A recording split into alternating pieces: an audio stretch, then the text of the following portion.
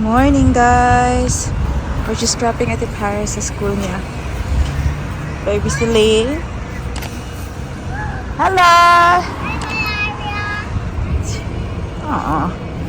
Cute naman eh. I know, right? So today is Tuesday. Sports day nila. Yesterday walang pasok kasi Labor's Day.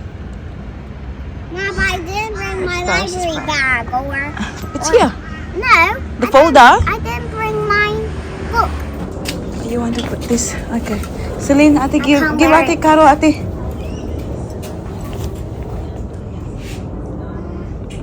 See you later, ate. Give me a kiss, me.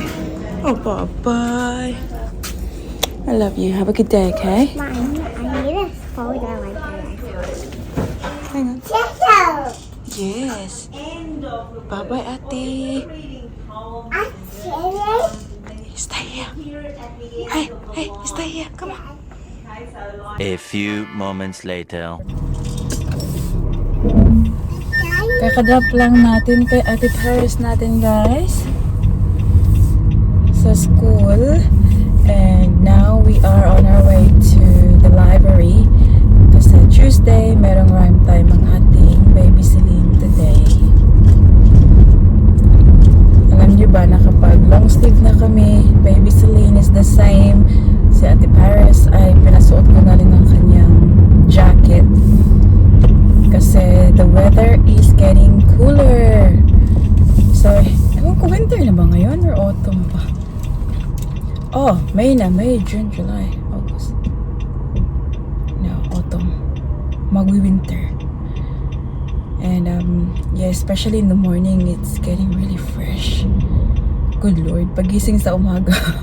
Alam niyo, ang ating Ate Paris, hindi yan siya nagkukumot. Ngayon nagkukumot na siya, so she can feel the coldness of the air. Pero buti na lang, hindi siya kasing ginaw ng winter ng Melbourne. So, meron pala sa inyo nagtanong sa comment section kung ano daw yung mas maganda, kung Melbourne or Brisbane. So, yung maisasagot ko lang dyan is both states or both places, they both have pros and cons. Yes, anak? Oh, so. Okay, we're going to the library to your rhyme time. Excited? You excited? So, kung nanonood kayo ng mga vlogs natin, you know how Daddy Mike loves Brisbane. Especially pag ganitong time, kasi this is one of the biggest factor kung bakit kami nag-move dito. Yung weather talaga. So Daddy Mike hates cold. Daddy Mike hates wearing layers of clothes. Kaya, you know, nag-decide kami na mag-move dito. Like, you know, warmer weather. I love Melbourne. I have nothing bad to say about Melbourne. The same as Brisbane. Yung ano nga lang is, yung Melbourne is yung weather nga kasi sobrang maginaw. Tapos dito naman, the only thing which doesn't bother Daddy Mike naman sa akin lang is yung city. So sa Melbourne City kasi, guys, you feel na marami kang nagagawa. Like, pagpunta ka ng city, like, you can spend the whole day, maybe whole day is not even enough para maglakwat siya sa city. But, dito sa Brisbane, guys, yung city nila is maliit lang kumpara sa Brisbane. And I feel like, parang lack sila ng mga bagay-bagay na magagawa. Well, also, big thing too is shopping. Wala silang gaanong dito, yung mga shopping ba katulad sa Melbourne.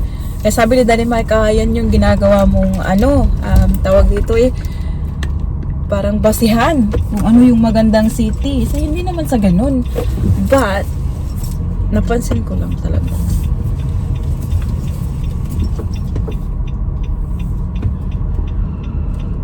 Pero kung ano yung mag-visit from different country, kung sa Pilipinas ka or nasa ibang bansa ka tapos gusto kang mag-visit dito sa Australia, masasabi ko talaga kung gusto mo yung yung mas maano yung city, mas marami kang magagawa, I'd say Melbourne. Pero kung gusto mo naman yung mga magandang beaches, wonderful weather, Queensland ka, Brisbane ka. Like, dito sa Queensland, maraming magagandang beaches. Tapos, kung sa Pilipinas ka naman galing, and warm na naman yung weather sa Pinas, gusto mo magpaginaw, especially pag ganitong time of the year, Melbourne ka. Melbourne talaga yung maano ko. I'd actually love to go to Melbourne again. Mag-visit lang for, few days, ganun, during cold days, para mag-aura-aura naman tayo sa ating mga suotan, diba? Iba kasi yung guys, iba kasi yung parang style, the way of clothing. Well, obviously, yung weather yung malaking factor doon kasi basta iba yung suotan doon kaysa dito kasi mas layback lang dito sa sa Brisbane. Anyways, first time kong sinuot yung ating new glasses and that's what it looks like. Pagpasensyahan nyo ng aking mukha, guys. Talaga naghilamos lang ako at nag-sunscreen. Yun lang yung ginawa ko this morning. You ready lang? So we're still early, guys. It's still 9:13 actually. So we still have time to get our coffee. Maglalakad kami dyan, We'll cross the road. Tapos andyan lang sa harapan yung coffee nila. We'll get cappuccino for Celine before we go in kasi 9:30 pa naman. We still have time. Ay! Look! Look! Is that airplane? Airplane? Nandito kami sa cafe, guys. Nag-order lang kami ng hot drinks before kami pumasok sa rhyme time namin. Nak, show tita dito your toy, be. Show tita dito your toy. Oh, wow. Tingnan niyo ang kanyang laruan. Yes! Oh, she's obsessed with it. Since last night, hindi niya binibitawan. Mommy. Yes, princess. Who found it? Who gave it to you? Who gave it to you? Oh, Ate Paris found it at the park last night. Pumunta kami ng park.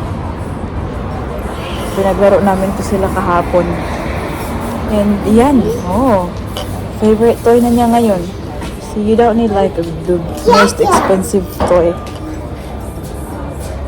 Knock knock? Careful. No. Careful, please. Yung buhok na ba? Nanindot ba? What are you doing, silly girl? What are you doing, silly girl?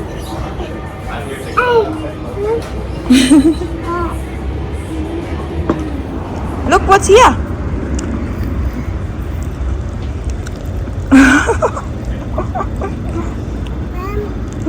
It's okay. Well, taste it first. It's okay. It's okay for you to drink now. Yummy.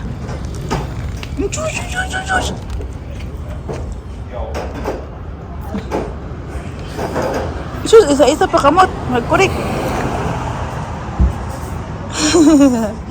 Now she's wearing Ate Paris' jumper and pants. When Ate Paris was little, kasya na. This one is for 3 years old pala, guys. Finish na! That was quick. There's more. Oy, raka. But yeah, our baby Celine is bigger than Ate Paris when Ate Paris was little. So, pang 3 years old, hindi pa nga siya 2 years old, dahil suot na niya. Kuha na talaga ang guys, ROI. Return of investment. Sobrang tagal na, susuot pa rin. Baby girl! Hala, kasapan, di ka nila anak. Can you please leave it down there? Put it down na, because it's gonna hurt yourself. You're going to hurt yourself. Mommy. See. Thank you. Put it back here.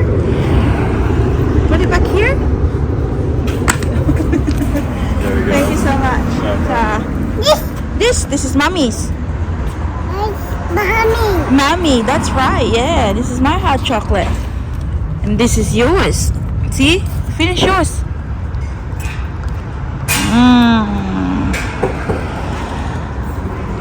Yum.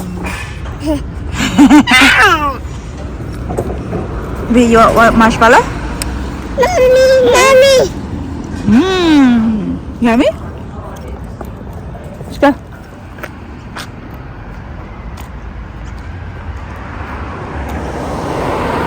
Drink it. Careful, make sure you sip it through the hole. Wala na, nabulingit na ra baka. Yum? Finish na? Okay, put it on top. Put it on top. Good girl. Good girl. Come on, because they're starting now. Mama Carrie? Happy and you know it, stamp your feet. If you're happy and you know it, stamp your feet. If you're happy and you know it, and you really want to show it. If you're happy and you know it, stamp your feet. If you're happy and you know it, happy and you know it, touch your nose. If you're happy and you know it, and you really want to show it. If you're happy and you know it, touch your nose. Hooray! Happy and you know it, shout hooray! Hooray! Happy and you know it, and you really want to show it. If you're happy and you know it, shout hooray! Hooray! Tapos na yung rhyme time ng baby seal natin, guys. Just park here. Hey, we're gonna go get the drinks there. Hey, you can walk. Come on. Sleepy na ata to eh. So kilala naman. Come on. Come on, sweetie girl. I can see you. I can see you. Diyan lang kami, oh. Bibili lang ng coffee ng daddy niya. Kasi gusto mo pabili ni Daddy Mike dito sa aming paboritong cafe. Here, see, we're here. That was quick, wasn't it? Yes. Hi, how are you? Dito pala naiwan ang aking Crocs na akala ko nawala. What's going on? Buti na lang kinip niya.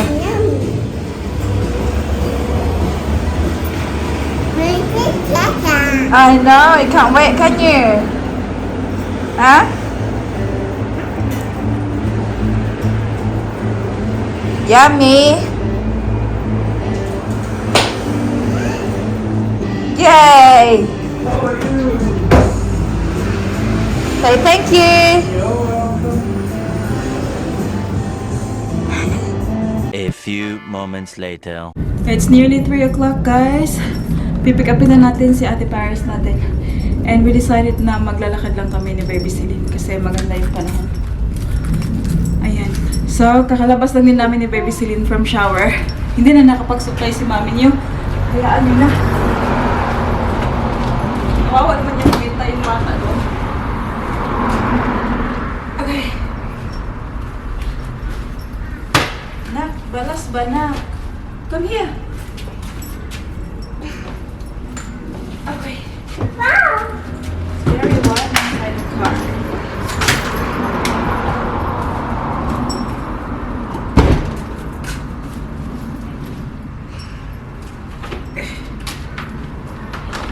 This way. Come to Mama. Okay. Wait a minute. Shush! Good girl muna ni Mama, uy! Siya na may mukat-kat. Shush! Big girl. Oopsie. Oopsie daisy. Ay, shush. Oopsie daisy. Better? Good? Oh, actually guys, tignan yung aking suot. Oh. I'm actually loving my Crocs at the moment. At alam niyo ba, sabi ko talaga sa sister ko, nag-send ako ng picture. Ito talaga ang proof na never say never. Kasi sabi ko talaga before, I'll never wear Crocs. And yeah, nilunok kong lahat. Nilunok ko lahat. Yan. Kasi suot ko. Anyways, maglalakad din kami kasi meron akong ipopost mamaya. So, diretso na kami ng post office at si Baby Selena sa pram. So, ano? Hi! Say hi, tita! Alright, let's go! So, go! Ate Paris is here with us now. Dito kami sa bakery, guys. Bumili ng cupcake for snacks. Kanina pa pala namin na-pick up ito. Pero pumunta kami ng post office kasi may nabenta si Mami niyo sa... And guys, I already had a snack at school, but this is my second snack. How lucky are you? Very lucky. Dagan kag snacks ah. Please? Mama? Yes lang. I remember when I was doing that. At least, my car anyway. That was funny.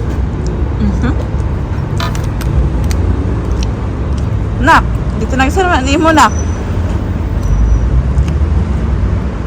Sunod pa katuig mahuman. Sarap nito na.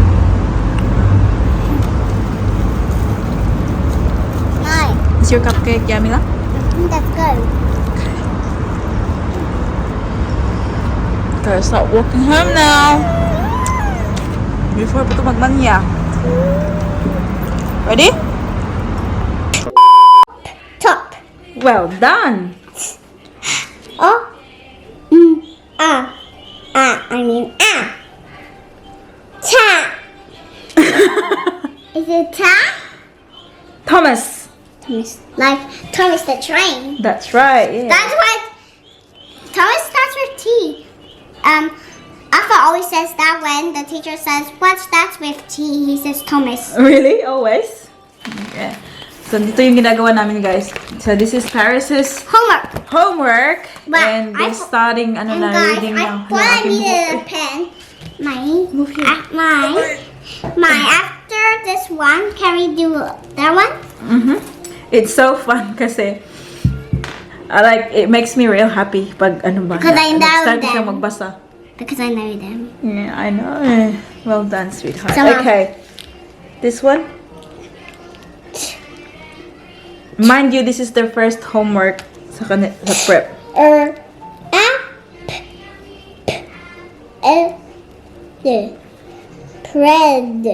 Ted. Trapped. Yeah. Okay, this one. How about this one?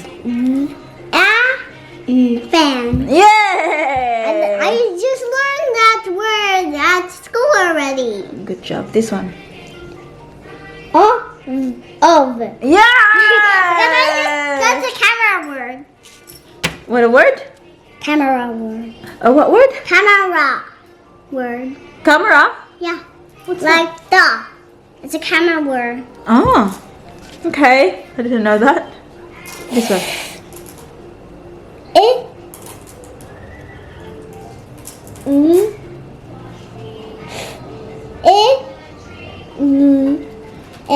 There. 5. See. I'm 5-year-old. That's right. That's how you spell it. Yeah. Now with this is W. Yeah. What? Yeah. Why? Yeah. Why? Yeah. Why? Why? I just said that. Why? This one. Wait. Wait. Nearly.